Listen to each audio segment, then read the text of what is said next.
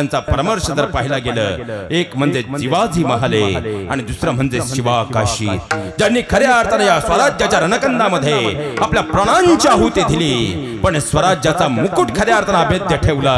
म्हणून तर 393 वर्षानंतरही इतिहासाचा गडकोट खऱ्या अर्थानं माझ्या शुभांचा आणि मावळ्यांचा जय जयकार करत राहिला. अरे काय तो देह, काय ती शौर्यगाथा. इतिहासाच्या पानामुळांमध्ये जायचं म्हटलं तर वर्तमानात राहून कधी चालत नाही.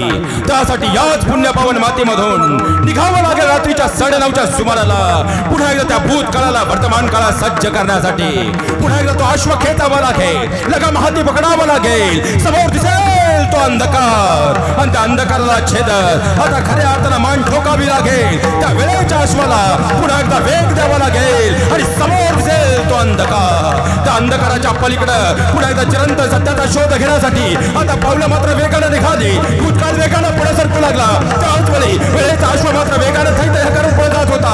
पारसेचा कालखंड वाट ठाकला.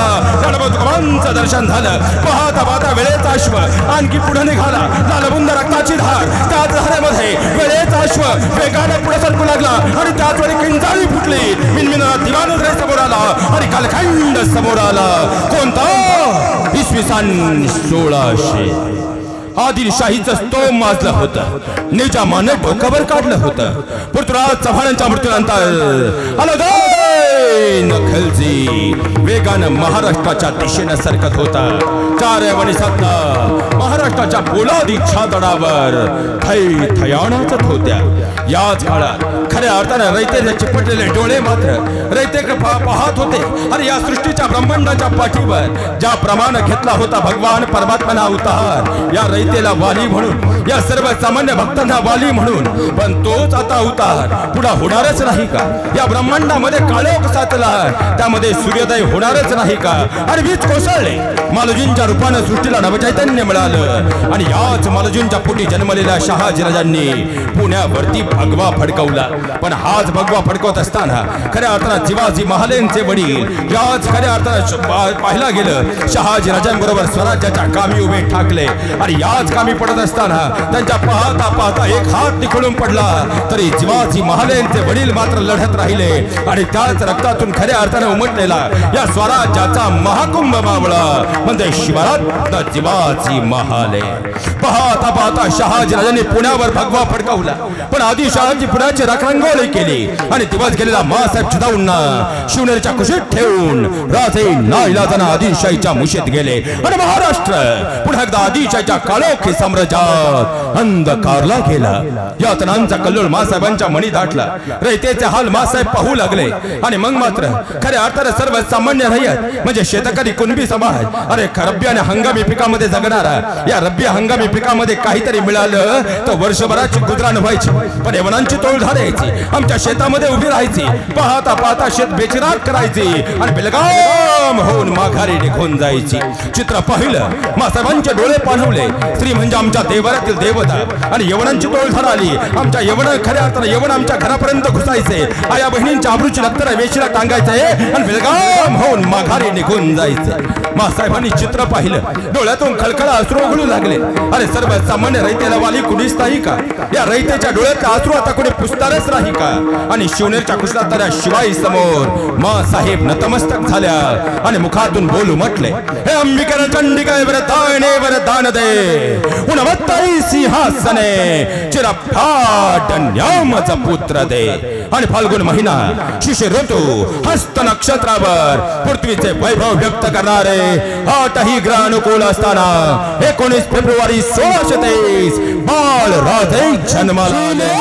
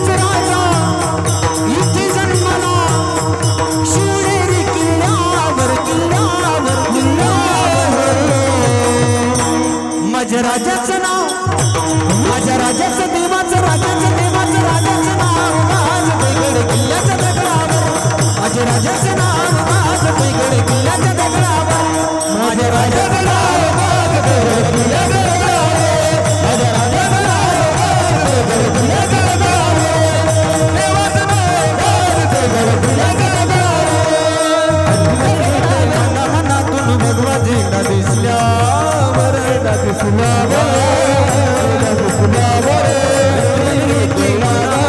भगवा झेंडा दिसल्यावर हे प्राण लढले मावळे आपला हे प्राण लढले मावळे जन्मदाशी श्रीमंताच्या हृदयावर माझ्या राजाचं देवाचं राजाचं नाव गाज पैगड किल्ल्याच्या दगडावर माझ्या राजाचं नाव गाज पैगड किल्ल्याच्या दगडावर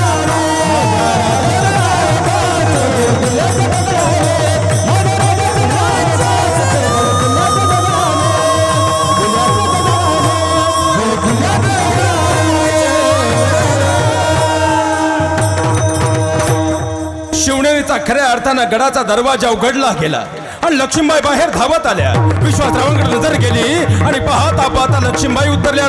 स्वामी, अहो खऱ्या अर्थानं हिंदवी स्वराज्याचा मुकुटमणी जन्मला, जिजाऊंच्या पोटी बाळ जन्मला आणि पाहता धनवांचो विद्वांचा भंग आणि खऱ्या अर्थानं महापुरुषांच्या विचारांनी बाळराजे समृद्ध होऊ लागले.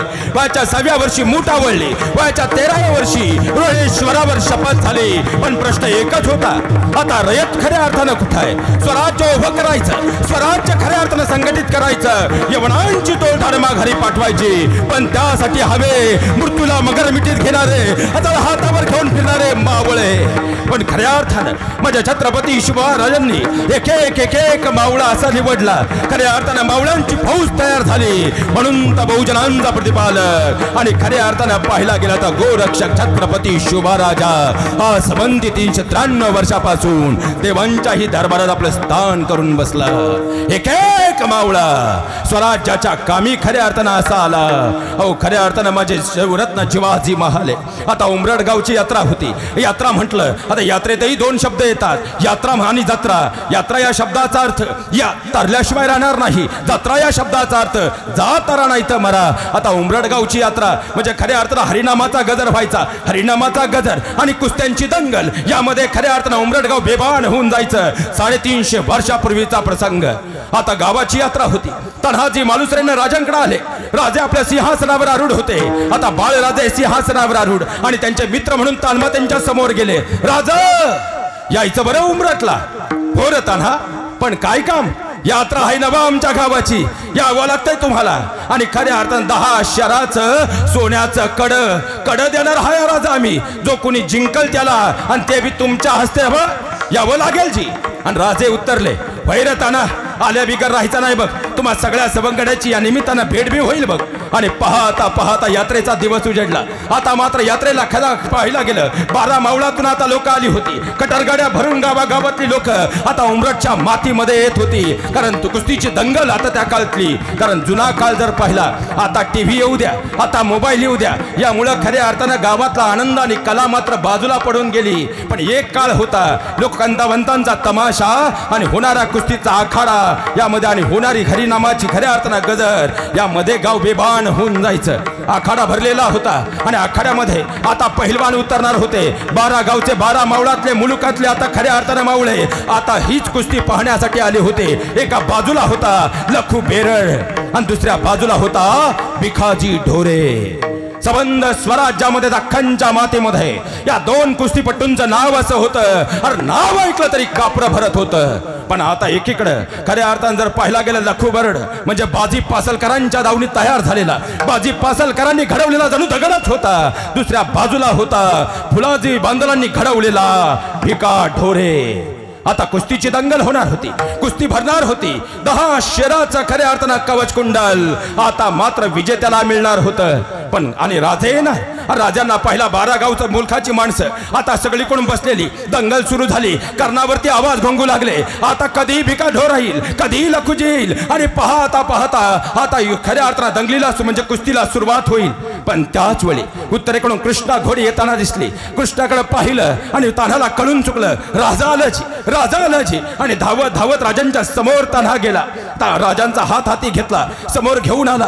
पण तोपर्यंत बातमी आली होती, बाजी पासलकरांच्या गावामध्ये रात्री नरभक्षक वाघाचं आगमन झालं होतं. वाघानं उच्छाद मांडला होता. 4-5 पोरं हवेत फेकावी अशी गळंकृत केली होती आणि या सगळ्यांसमोर आता लखुजी उभा ठाकला होता. लखुजी बेरडने खऱ्या अर्थाने त्या वाघाची मान हाताशी धरली. वाघानं पुढची झडप टाकली. नरभक्षक वाघानं वार केला, पण तरी बेरड असताना आमचा लखुजी बेरड खऱ्या अर्थानं पुढे ठामपणे उभा राहिला. वाघ जिथे नृत्य केला, नेस्तनाभूत झालेला वाघ पाहिला आणि शेवटचा वार केला. वाघ गतप्राण झाला. पण तोपर्यंत वाघानं एका बाजूला लखू बेरडाचं एका पायाची खऱ्या अर्थानं अवस्था बिकट केली होती. पायी रक्ताबंबाळ होऊन पडलेला, नसा फाटलेल्या. पण याही परिस्थितीमध्ये लखू बेरड उभा होता. खऱ्या अर्थानं त्या वाघासमोर उचित्याच्या चालीनं आणि चपळाईनं त्याला समाप्त करत होता. आता बातमी होऊन पोचली, दंगल सुरू व्हायला अवघे काही मिनिटं काही तास बाकी. आणि त्याच वेळी आता लखू बेरड येणार नाही. 12 गावातून आलेल्या मावळ्यांना मात्र आता हिरमोड झाला. करावं काय? आलो ज्यासाठी तेच पाहायला मिळणार नाही. आता भिकाजी ढोरेला 10 मनाचं खऱ्या अर्थानं सोन्याचं कडे मिळणार. पण त्याच वेळी कर्णावरती आवाज घुमला, कोणी आहे का या उमरड गावच्या मातीमध्ये खऱ्या अर्थानं या लाल मातीतून उगवलेला नरवीर नाही का? आणि त्याच वेळी याच दंगलीच्या बाजूला असणाऱ्या पश्चिमेकडच्या गलक्यामध्ये काहीतरी कुजबूज सुरू झाली. एक पोरग लंगोट लावलेलं धनावून पोराचं पाहता पाहता पुढं आलं आणि मग मात्र सगळ्यांच्या नजरा ओळखल्या गेल्या. पाहिलं, अरे कोण कोण? आणि त्याच वेळी कोणीतरी ओरडलं, अरे जीवा आहे आपला जीवा.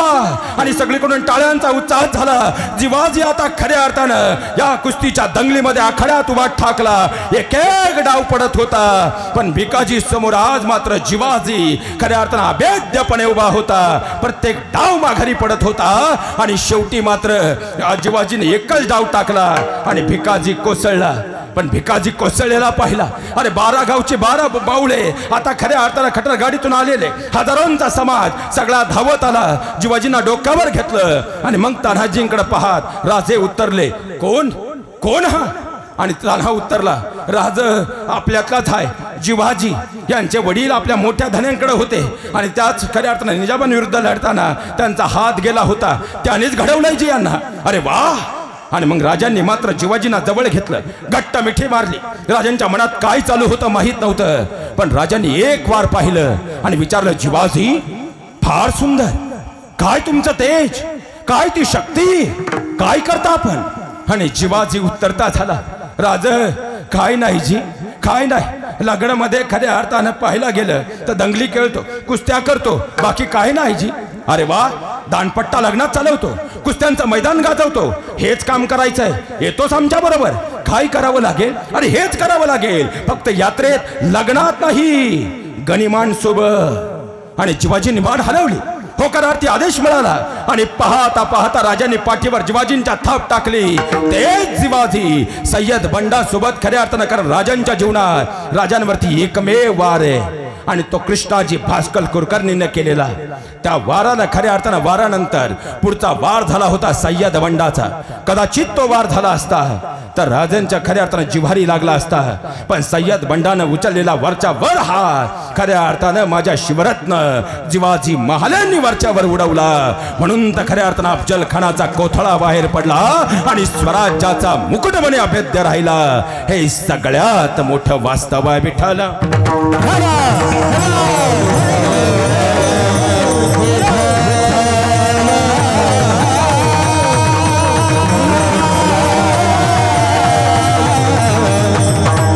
लक्षात घ्या महाराज, खऱ्या अर्थानं स्वराज्याच्या कामी एक एक मावळा येत गेला. पण त्या माता पित्यांचे ते संस्कार होते म्हणून तर स्वराज्याच्या कामी, अंगामध्ये स्वाभिमानाची धग होती म्हणून तर स्वराज्याच्या कामी एक एक मावळा आनंदानं प्राणांची आहुती देत गेला. कारण एका बाजूला राजे पन्हाळ्यावर जेव्हा अडकले होते, मिर्झा एकीकडून चाल करून आला होता, सोबत होता दिले आणि खऱ्या अर्थानं सिद्धी जोहर. पाहता पाहता सिद्धी जोहर आणि मिर्झा राजे जयसिंग पन्हाळ्याकडे निघाले. राजे अडकलेले, पण त्याच वेळी माझा शिवा नाभिक समाजातला काही दिवसापूर्वी आलेला, पण तोही स्वराज्याच्या कामी खऱ्या अर्थानं आला. शेवटपर्यंत सिद्धी विचारत राहिला, सच बता कौन है तो, कौन है तो. आणि त्यावेळी शिवा सांगत राहिला, नाही वळखलं, नाही वळखलं? अरे म्या हाय शिवाजी राजा. कामो सच बता, कौन कौन कौन आहे तो? आणि शिवा मात्र सांगत राहिला, अरे वय म्याच हाय शिवाजी राजा. शेवटी वार होत राहिले. माझा शिवा कोसळला, पण कोसळतानाही हसत राहिला. कारण खऱ्या अर्थानं एका पदासाठी, एका पदवीसाठी, आणि जी पदवी कोणती पैशाची नव्हती, सत्तेची नव्हती, कोणत्याही राजघराण्याच्या गादीची नव्हती. ती पदवी होती फक्त पाठीवर राजांची थापेची. अरे एक थाप खऱ्या अर्थानं उभ्या आयुष्याला जन्म आणि मृत्यूच्या हिंदाळ्यावर नेत होती. हे नाभिक समाजाचं सगळ्यात मोठं वैशिष्ट्य आहे. त्यांनी स्वतःसाठी कधी कोणती गोष्ट मागितली नाही, त्यांनी स्वतःसाठी कोणती गोष्ट केली नाही. समाजामध्ये पूर्वंपार काळापासूनचा अभ्यास करा. महाला हे आडनाव नाही.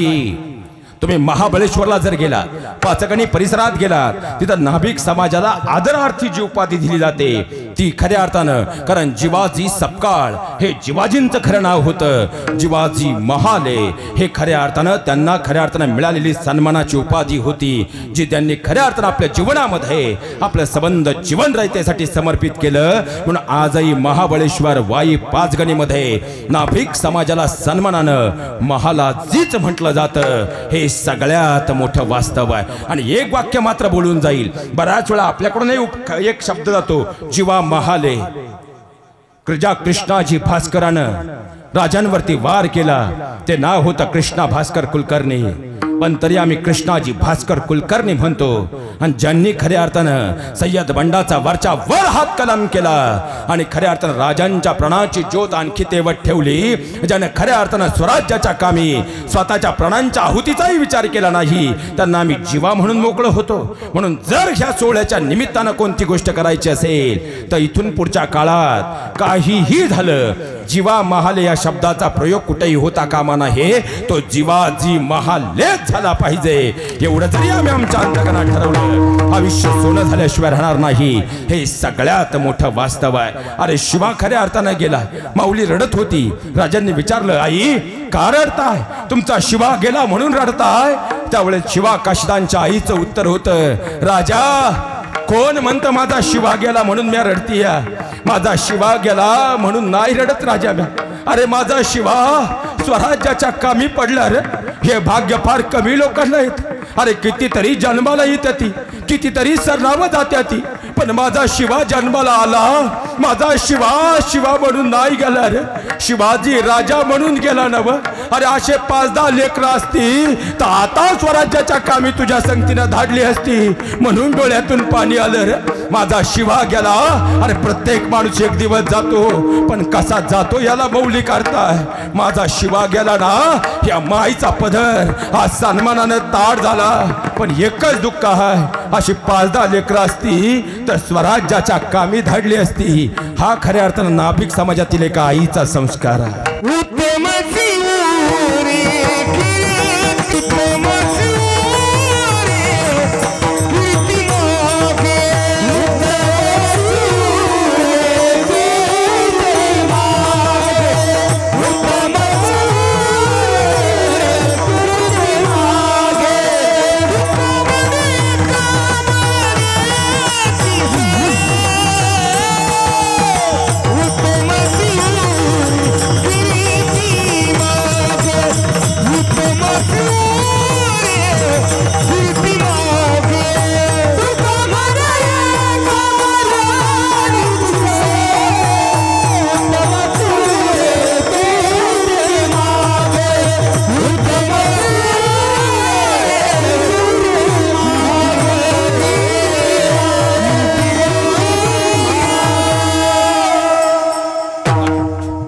एकदा जोरदार कडवंटाळ्या होऊन जाऊ देत महाराज. महाराज सांगतात, तू का म्हणे का मरणची सरे उत्तमची उरे कीर्ती मागे. आणि ही कीर्ती तेव्हाच उरते जेव्हा घरात आपले संस्कार तसे असतात. म्हणून तर धन्य माता पिता तयाची या.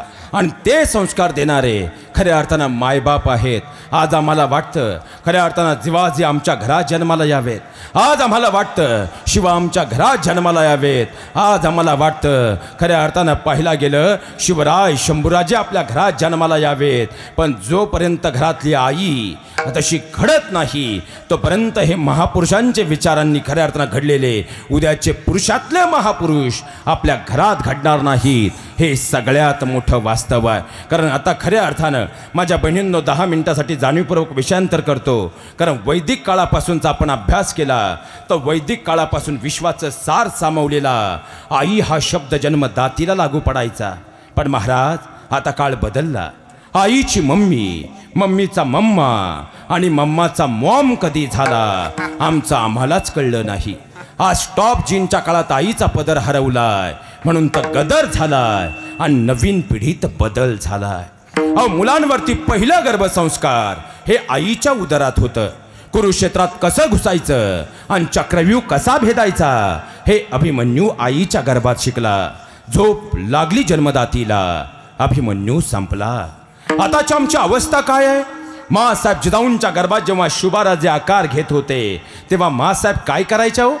माझं पोरगं गोरपान जन्माला यावं म्हणून काजू बदाम उघडून पित नव्हत्या. ज्ञानाचं बाळकडू आपल्या राजांना पाजत होत्या, कुळाचा अभिमान बांधवत होत्या. जाऊ द्या महिला वर्ग, तुमचा मुलगा म्हणून आज एक प्रश्न विचारून जातो. तुम्हाला असं वाटत नाही का हो आपल्याही पोटी उद्याचे शिवराय जन्माला आले पाहिजे, आपल्याही पोटी उद्याचे जिवाजी जन्माला आले पाहिजे, आपल्याही पोटी उद्याचे वीर शिवा जन्माला आले पाहिजेत, आपल्याही पोटी उद्याचे डॉक्टर बाबासाहेब आंबेडकर जन्माला आले पाहिजेत, आपल्याही पोटी उद्याचे महात्मा फुले जन्माला आले पाहिजेत, आपल्याही पोटी उद्याची जिजाऊ रमाई भीमाई जन्माला आली पाहिजे, आपल्याही पोटी उद्याची सीता रुक्मिणी जन्माला आली पाहिजे. तुम्ही तर गप्पच झाले बो. लवलीचा जमाना आलाय दादा. आता आम्हाला वाटतं आमची मुलगी विश्वसुंदरी म्हणून घडावी. आता एवढा सुंदर नामयज्ञ सोहळा आहे, तरुण वर्गाचं एवढं गोड नियोजन आहे आणि आज योगायोग असा आज गौतमी पाटीलही जालनामध्ये आणि तिला बातमी कळाली. एवढा सुंदर या ठिकाणी सोहळा चाललाय. संध्याकाळी कीर्तनाची वेळ 8:30 ते 10:30 आहे. मग जाता आता 10 मिनिटं भेट द्यायला आपण जाऊ. आणि एवढीच बातमी 4 दिवसापासून तुमच्या आजूबाजूच्या 20 खेड्यांमध्ये फिरत राहिली की आज संध्याकाळी 9:15 वाजता गौतमी पाटील या ठिकाणी भेट द्यायला येणार आहे. खरं सांगा महाराज, आपल्या आजूबाजूच्या 20 खेड्यातलं एक तरी पोरग त्या गावात सापडेल का? सगळे कुठं असतील? सगळे कुठं असतील? आता जर पाऊस असता तरी सगळे कुठं असतील? कोण सायकलवर, कोण मोटरसायकलवर, कोण पिकअपमध्ये, कोण ट्रॅक्टरमध्ये, कोण आयशरमध्ये. काहीच नाही मिळालं, काही जीसीपीच्या फणीवर. पण सगळे कुठं? पण इथं एकच विचार करा माझ्या बहिणींनो, मी तुमच्या भावासारखा आहे. ज्यावेळी याच अभिनेत्री समोरून येत असेल ना, कोणीतरी शिट्ट्या वाजवत असेल, कुणी काहीतरी गलिच्छ कमेंट पास करत असेल आणि कुणातरी विक्षिप्त वासनांद नजर त्यांच्या शरीरावर फिरत असेल, मग आम्हाला वाटतं आमच्या मुलींकडे समण त्या नजरेनं पाहावं. आपल्या मुलीला कधीही विश्वसुंदरी बनवण्याचा अट्टास करू नका. अरे बनवायचंच असेल तर आपल्या मुलीला संस्कार सुंदरी बनवा. मायबाप, संस्कार सुंदरी बनवा. कारण खऱ्या अर्थानं हे जग जिच्या पाया पडतं तिला सीता म्हटलं जातं, तिला मीरा म्हटलं जातं, तिला मा साहेब जिजाऊ म्हटलं जातं. तिला अभिनेत्रीच्या नावानं कुणीच ओळखत नाही हो. मग एखादी ताई असंही म्हणेल, महाराज तुम्ही असं म्हणता मग रूपाच्या सौंदर्यतेला काहीच किंमत नाही का? असंही मला म्हणायचं नाही. सोपं करून सांगतो. आता 3.5 वर्षापूर्वी महाराज आपल्याकडे लॉकडाऊन येऊन गेलं. या लॉकडाऊनमध्ये पप्यानं 3 वेळा पोलीस स्टेशन केलं, पण गोरीपान बायको घरी आणली. पप्यानं बायको गोरीपान केली, पण जर तिचा स्वभाव चांगला नसेल तर ती ज्या घरात जाईल त्या घराचा स्वर्ग होईल का नरक? स्वर्ग होईल का नरक? नरक. आणि भले एखादी रंगानं सावळी मुलगी असू द्या, पण स्वभावानं जर अत्यंत चांगली असेल तर ती ज्या घरात जाईल त्या घराचा स्वर्ग होईल का नरक? स्वर्ग. कारण गुणांची सौंदर्यता ही काळानुसार वाढणारी आहे आणि रूपाची सौंदर्यता काळानुसार कमी होणारी आहे. मग आम्ही कोणत्या सौंदर्यतेला महत्त्व देतो? माझ्या बहिणींना याचा विचार करायला हवा. म्हणून जर तुम्हाला आज जन्मोत्सव सोहळ्याच्या निमित्तानं वाटत असेल की उद्याचे जिवाजी, शिवरत्न जिवाजी आपल्या घरामध्ये जन्माला यावेत, तर आजपासून मी दिसते कशी, मी दिसते कशी यापेक्षा मी वागते कशी, आल्या गेल्या पाहुण्यांच्या घरात आदरातिथ्य करते कशी आणि आपल्या घरात आपल्या सासऱ्यांसोबत राहते कशी, याला तुम्ही आता प्राधान्य देणं काळाची गरज आहे. अहो आम्ही किती मोठ्या घरात राहतो आणि किती स्क्वेअर फूटच्या बंगल्यात राहतो. माझ्या बहिणींना आजपासून या गोष्टीला किंचितही किंमत देऊ नका. पण आम्ही आमच्या सासऱ्यांसह घरातल्या किजनांच्या हृदयात आहोत याला सगळ्यात मोठी किंमत आहे. आणि एवढे एकच वाक्य जरी तुम्ही आजच्या कीर्तनातून घेऊन गेलात, तुमचं मला माहीत नाही परमात्म्याच्या दरबारातली आजची सेवा यशस्वी असेल मायबाप, यशस्वी असेल. आता मराठवाड्यातच एका ताईने मला 1.5 महिन्यापूर्वी विचारलं होतं, महाराज काय सांगतो सासऱ्यांची सेवा करा. माझी सासू एवढी फटकळ आहे, मला प्रत्येक शब्दात टाकून बोलते. आणि सासरे तर एवढे हुशार आहेत, मी घरात असले का म्हणतात काय चालले बाळा, बरी आहेस ना बाळा, तब्येत कशी बाळा, मी ये म्हणून हिला सांभाळलं, हिचं ऐकू नको बाळा. पण मी एकदा शेतात का गेले की माझ्याच आहेरात आलेल्या सोफा सेटवर ते सासूबाई शेजारी बसले का दिवसभर महाराज ते फक्त माझ्याच नावानं टाळू फोडत राहतात. म्हणून महाराज शेवटी कंटाळून मी या दोघांनाही उचललं आणि वृद्धाश्रमात नेऊन ठेवलंय. तुम्हीच सांगा मी काय चूक केली. म्हटलं ताई तुझं अगदी बरोबर आहे, मान्य करतो तुझी सासू फटकळ आहे, मी हेही मान्य करतो तुझे सासरे फटकळ आहेत. फक्त ताई आज माझ्या एकाच प्रश्नाचं उत्तर दे, तेच तुझे सासरे जर तुझे जन्म देणारे जन्मदाते आईवडील असते आणि तेही स्वभावानं असेच फटकळ असते तर त्यांनाही तू असंच उचलून वृद्धाश्रमात नेऊन ठेवलं असतं का. त्यानंतर त्या ताईकडं उत्तर नव्हतं, पण त्या क्षणी माझ्या प्रश्नाचं उत्तर मात्र मला मिळालं होतं. माझ्या बहिणींना सध्या लग्नच मुलांना मुलीच मिळत नाही, त्यामुळं लग्न सीजन सध्या वर्षभर चालू आहे. म्हणून हात जोडून विनंती करतो, इथून पुढं आपल्या मुलीचं लग्न करताना आजपासून आपल्या मुलीला कधीच सांगू नका बाळा तुझं आता घर बदलणार आहे. आजपासून आपल्या लेकीच्या काळजात एकच गोष्ट बिंबवा, बाळा तुझ्या घराबरोबर पहिल्यांदा तुझं मन तुला बदलावं लागणार आहे.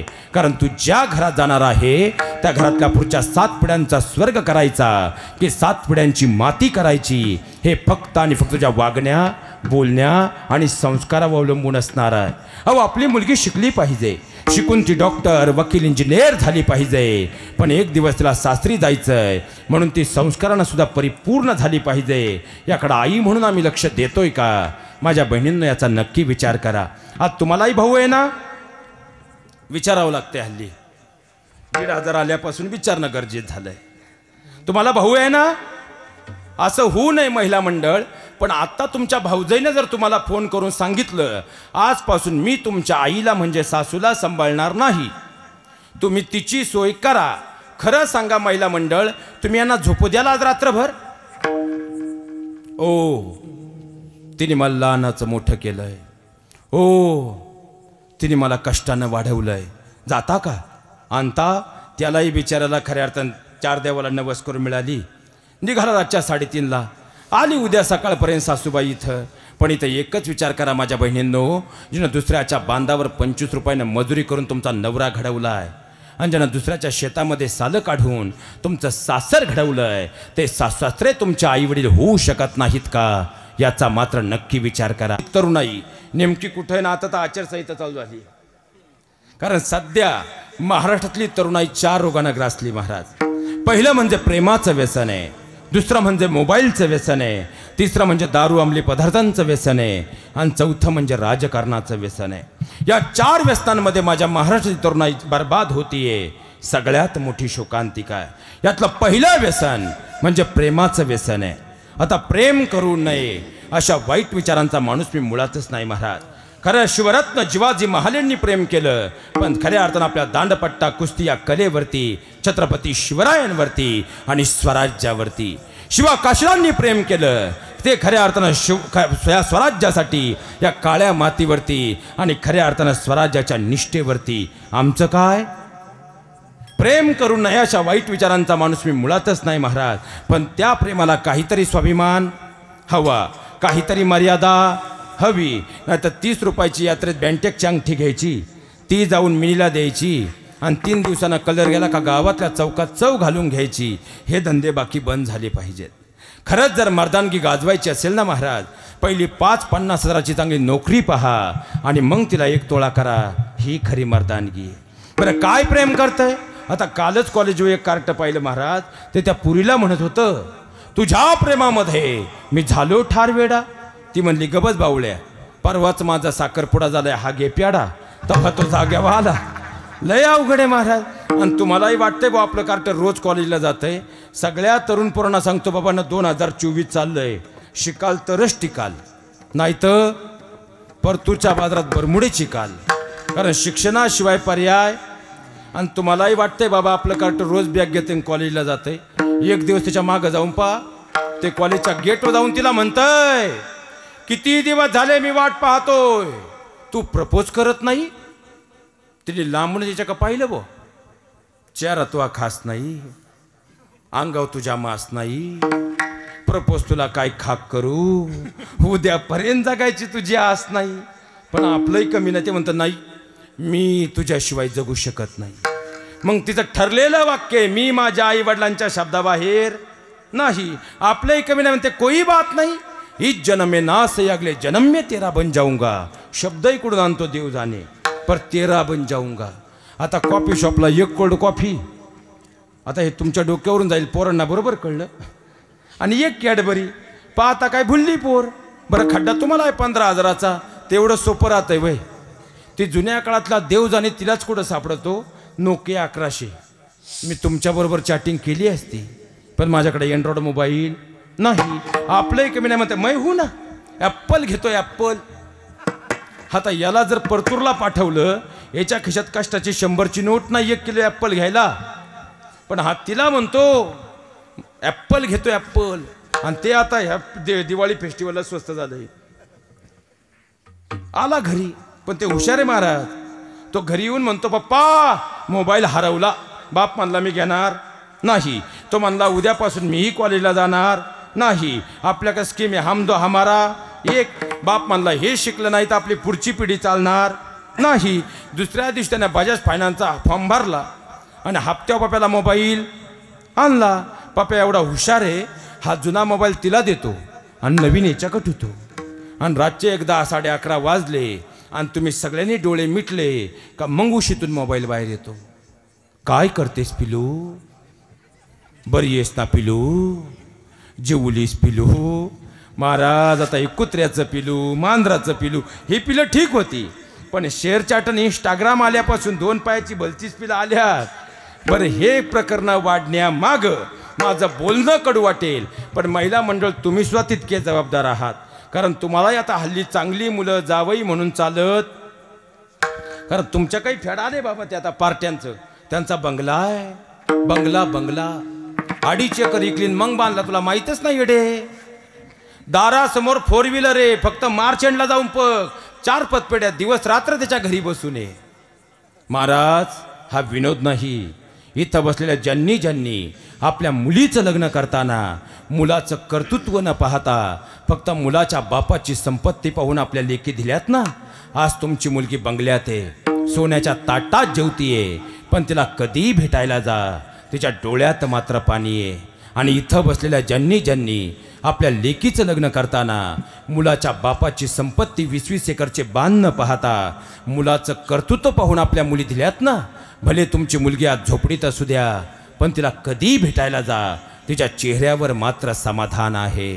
कारण इथून पुढे हात जोडून विनंती करतो, पार्टी पाहण्या अगोदर कार्टी सरळ आहेत का हे पहिलं तपासून घ्या. आता इथं सगळे शेतकरी आहेत ना, एकदा जोरदार कडाळून टाळे शेतकरी मुलांसाठी वाजवा महाराज. बिचारे तेवढे स्वाभिमानी आहेत, पण सध्या त्यांच्यावर जेवढी वाईट वेळ आहे तेवढी कुणावच नाही. कारण सध्या शेतकऱ्याच्या मुलांना मुली मिळत का तुमच्या का बरं आहे? कायचं बरं आहे महाराज. आता येताना 35 नवरदेव आष्टीच्या पुढे भेटले, तो भंडारा पाहिला तरी उठून उभा राहतो बा, आपल्या चांगावर पडतो काय. पण जाऊ दे, मध्यस्थी चांगला होता मिळाली. 2.5 लाख हॉलला भाडं दिलं, 3.5 लाखाचा डीजे आणला. रात्रभर सगळ्या मित्रांना व्हॉट्सअपला SMS करून फुलाच्या गाडी सजून ती घरी आणली. तीच तुम्हाला मला काय म्हणती, आता आम्ही काय वेगळे का बाबा? तुमच्या पुढं आल्यावर बोलवतो ना, सप्त्याला 7 दिवसांनी घरी गेल्यावर सोपं आहे. तीच तुम्हाला मला काय म्हणती, तुम्हाला काही कळत नाही, तुम्हाला काही कळत तरी आपलं येडं म्हणतं बायको प्रेम करती. आणि आता तर सध्या अशी अवस्था आहे ती मिळतच नाही का तुमच्या का बरं आहे? बरं जाऊ द्या महिला मंडळ, वेळ कमी. खरं सांगा, सध्या शेतकरी आज जर तुम्ही बोललात तर पप्या ह्या वर्षी पिवळा होईल. पण आता जर तुम्ही गप्प राहिले, पुढचे 5 वर्ष पप्या पिवळा होणार. फक्त खरं बोला. सध्या शेतकऱ्याच्या मुलांना मुली मिळत यांच्याबरोबर भांडताना जेवढ्या मोठ्यानं बोलताना तेवढ्या मोठ्यानं सांगा, शेतकऱ्याच्या मुलांना मुली मिळत मुख्य जन्माला याल बरं. हा म्हणा नाही म्हणा, फक्त बोलत चला.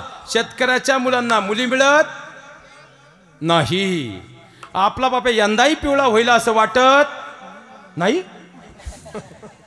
बरं जाऊ द्या महिला मंडळ, आता खरं सांगा, ज्यांना वाटतं महाराज शेतकऱ्याच्या मुलांना मुली मिळायलाच पाहिजेत, त्या सगळ्यांनी एकदा जोरदार टाळी वाजवा. परमात्मा तुमचं ऐकणार आहे. पुरुष मंडळी सगळे शांत, फक्त महिला मंडळ.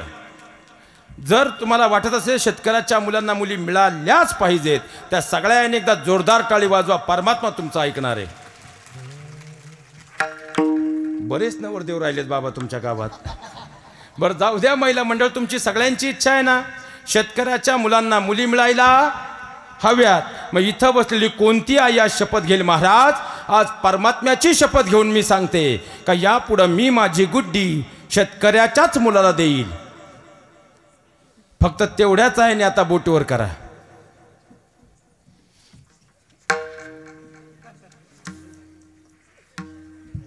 काय लबाड दुनिया आहे महाराज. माझी गुड्डी फ्लॅटमध्ये गेली पाहिजे, पण माझ्या बाप्याला गुड्डी मिळाली. बरं जाऊ द्या महिला मंडळ, तुम्हाला शेतकरी जावई चालत नाही, तुमच्या लेकीला शेतकरी नवरा नको आहे. आता पुण्यात बाबा आमच्या ऑफिसच्या बाजूलाच IT पार्क आहे, आणि ह्या वर्षी ITचे जवळजवळ माझे 90 ते 92 मित्र लग्नाचे, ज्यांचा पगार 90 ते 92 हजार, 11-11.5 लाख रुपये पॅकेज आहे. 500च्या स्टॅम्पवर मी मध्यस्थी राहतो. त्यांची फक्त एकच अडचण आहे, त्यांना एकही गुंठा जमीन नाही. उद्या येऊ का बस घेऊन? किती आया आपली पोट देतील? बोटवर करा. ते बोलत चला बो. किती आया आपली पोट देतील? बोटवर करा. मग तुम्हाला जमीन काय लागती? कारण तुम्हालाही माहिती आहे उद्या जर त्याची नोकरी गेली तर कमीत कमी ही काळी आई त्याला उपाशी मारणार नाही. मग माझ्या बहिणींनो एकच विचार करा, जर ही काळी आई त्याला उपाशी मारणार नाही तर काळ्या आईची सेवा करणारं माझं शेतकऱ्याचं पोरग तुमच्या लेकीला उपाशी ठेवेल का? म्हणून हात जोडून विनंती करतो, आता विचार बदला. आणि सगळ्या तरुण मित्रांना सांगून जातो, खऱ्या अर्थानं क्षणिक प्रेमासाठी आयुष्याची माती करू नका. दुसरं म्हणजे मोबाईलचं व्यसन आहे. मोबाईल चांगला की वाईट याबद्दल मला बोलायचं नाही, तेवढा वेळ आपल्याकडं नाही. पण ज्या दिवशी नवरा कोणतीही भीती मनात न आणता आपल्या मोबाईलचा पासवर्ड काढून आपला मोबाईल 24 तासासाठी आनंदानं आपल्या बायकोकडं देण्याचं धाडस करेल, आणि ज्या दिवशी बायको कोणतीही भीती मनात न आणता आपल्या मोबाईलचा पासवर्ड काढून आपला मोबाईल 24 तासासाठी आनंदानं आपल्या नवऱ्याकडे देण्याचं धाडस करेल, त्या दिवशी मोबाईलचा चांगला वापर आहे असं म्हणण्याचं धारिष्ट मी करू शकेल.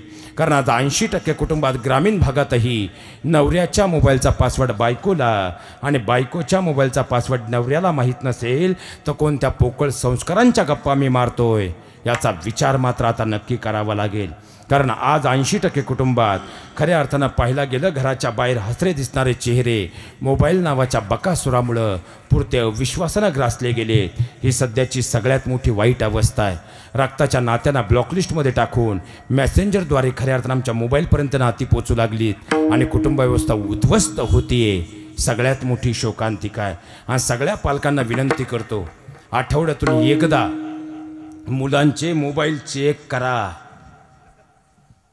तेवढं जर साधता आलं तर 90% घरं बदलतील. ज्यांना वाटतं आपल्या मुलांच्या नावापुढं साधबारे करायचे त्यांनी पहिली गोष्ट करा, आज गेल्याबरोबर पप्प्याकडून गुड्डी का मोबाईल मागायचा, पप्प्या मोबाईल दे. पप्प्याला निम्मा घाम फुटणं. आपला बाप असं कधी करीत नाही. आज झालं काय? आणि त्यात एक गुगल नावाचं ऑप्शन आहे. काय? गुगल. आता त्या गुगलच्या कडेला लाल टिक आहे, त्याच्यावर टिक केलं, खाली नाव येतं हिस्ट्री, आणि त्या हिस्ट्रीला टच केलं. पप्प्यानं गुड्डीनं कोणकोणत्या लिंक ओपन केल्यात सगळ्या साईड येतात. त्या दोन्ही डोळ्यानं चेक करायचं आणि मग ठरवायचं पप्प्यान गुड्डी सातबारा नावं करायच्या पात्रतेच्या आहेत का महाराज. कारण आज जर मुलांना वेळीच आम्ही सावध केलं नाही तर येणाऱ्या पिढ्या उद्ध्वस्त होतील. हे जीवनात विसरू नका. तिसरं राजकारणाचं व्यसन आहे.